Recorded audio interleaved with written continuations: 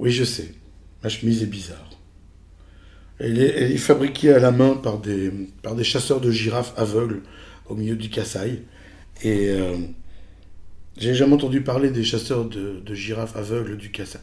C'est normal. Il n'y a plus de girafes, ils ont toutes chassé, donc maintenant ils font des chemises. Et c'est un rappel du coup de la girafe. On m'a dit, mets des poids, ça élance. Alors je m'élance. Voilà, c'est comme ça. On dit des lignes verticales aussi, ça amincit, contrairement aux lignes horizontales. C'est pour ça qu'Obélix et moi, on a des... Voilà. Et le prochain qui a un commentaire sur ma chemise, il n'a qu'à m'en offrir d'autres si elles ne lui plaisent pas. Mon adresse est facile à trouver. 40 jours, machin, etc. Hop, vous envoyez, on vous l'enverra. Voilà. En attendant, aujourd'hui, on va faire de la volaille avec une farce fine, avec de la chair à saucisse, etc., etc., des abricots secs et des noisettes. Particularité de cette préparation, c'est que vous avez vu la recette en vidéo, et vous allez en avoir quelques jours. Elles viennent de chez Éric Martin. Alors Éric Martin a étudié à l'école hôtelière de Namur, pur produit wallon, et surtout, depuis quelques années, il a créé des cocottes de cuisson en grès qui viennent de Bouffiou. Alors les grès de Bouffiou, c'est connu de façon ancestrale, c'est quelque chose de très particulier.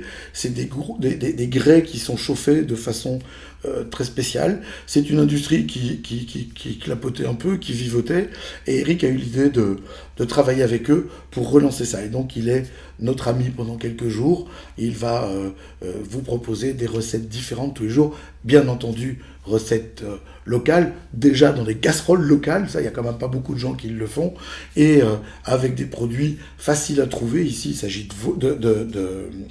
de volaille, tout va bien, il y a du veau dans les prochains jours, il y a plein de trucs. Pour accompagner ça, dans la recette il y a un tout petit peu de Porto, donc normalement j'aurais dû vous mettre un vin du Douro, pour rester dans ma logique qui est de dire boisson locale, avec la recette en tout cas qui se ressemble, mais on a de l'abricot, on a de la noisette, on a de la volaille. Déjà, je préfère un blanc. Et comme on a de l'abricot qui va donner une certaine sucrosité à l'ensemble, on va avoir un peu de douceur dans ce plat, eh bien, je vous ai pris un vin avec un peu de moelleux. Alors, il s'appelle le Brin de Paille du domaine du Riz d'Argent. Il y a quelques jours, je vous ai présenté un rouge du domaine du Riz d'Argent. Aujourd'hui, c'est un blanc. C'est fait à base de Solaris, qui est un cépage très particulier. Le Solaris, c'est ce qu'on appelle un interspécifique, un croisement, etc., qui mûrit bien chez nous et qui donne des vins qui ont pas mal de caractère, pas mal de richesse. Il est vendangé tardivement.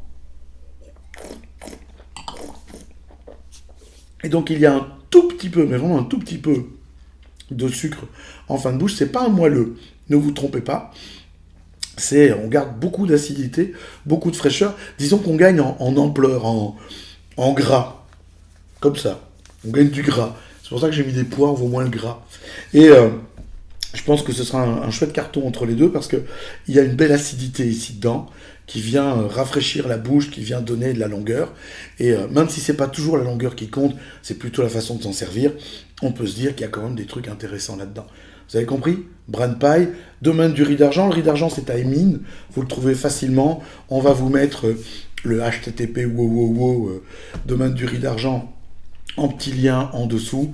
Et si vous allez voir Jean-François Ball, vous l'embrassez de ma part. Il est mignon, mais il est marié et père de famille. Donc, mademoiselle, on ne s'attaque pas à Jean-François. C'est comme ça. Moi, non, moi non plus. On touche pas. Allez, à la revoyure. Demain, même heure, même endroit, etc., etc. Vous connaissez la fin? Oui, vous connaissez la fin. Vous partagez avec vos amis, et vos amis ils partagent avec leurs amis, etc., pour devenir une espèce de raz-de-marée. Et puis, quand c'est bon, c'est forcément wallon.